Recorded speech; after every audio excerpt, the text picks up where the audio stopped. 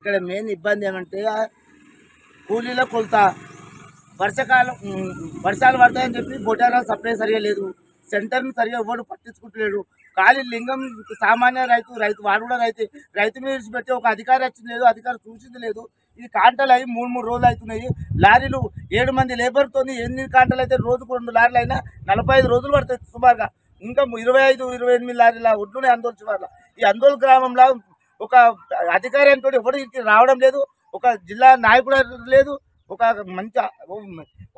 సిబ్బంది కూడా లేదు. అసలు బీఆర్ వాళ్ళని నమ్ముకుంటే ఇక్కడ తెలంగాణ రైతులు ఎంత నష్టపోతారు. వాళ్ళు అమలు లేకపోతే అమలను సమకూర్చాలి. బోటారాలు ఇవ్వాలి, టాపర్లు లేవు. ఇప్పుడు టాపర్లు ఇస్తే ఇప్పుడు ధాన్యం నానిపోకుండా మాకు ముందు సూచనలు ఇచ్చోడలేడు. ఇక్కడ సూచన వర్షం పడుతుందని 3 రోజులు 2 రోజులు ముందు చెప్పాలి. టెక్నాలజీ పెరగలేదా? అరే బోటారాలు లేవు. బొటారాలు ఇచ్చిందా? ఇప్పటికైనా మాకు బొటారాలు సౌకర్యం కల్పించి ఎంబడే లేబర్ కల్పించి 5-6 రోజులలో పోయేటట్లు మాకు చర్య తీసుకోవాలి. ముఖ్య అధికారులను సూచిస్తున్నాం.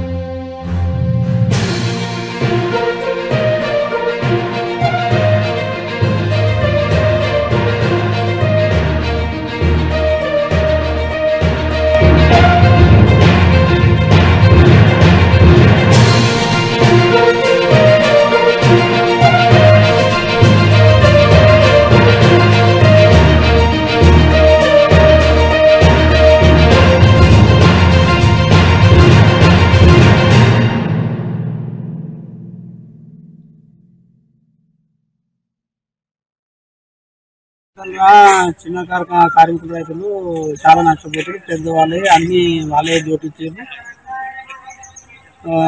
ఇప్పుడు నా ఒడ్లు గిట మొత్తం ముఖాల బట్టి నీళ్ళల్లో నా కుప్ప ఉన్నది. 8 ట్రాక్టర్ల ఒడ్లు ఉన్నది. మిగతా అందరి జోటించారు. ఇక ఇక్కడ సెంటర్ గిట్ట వాళ్ళు పట్టించుకుని లేదు. పెద్ద పెద్ద వాళ్ళే ముందుకు బోలిచ్చేసారు.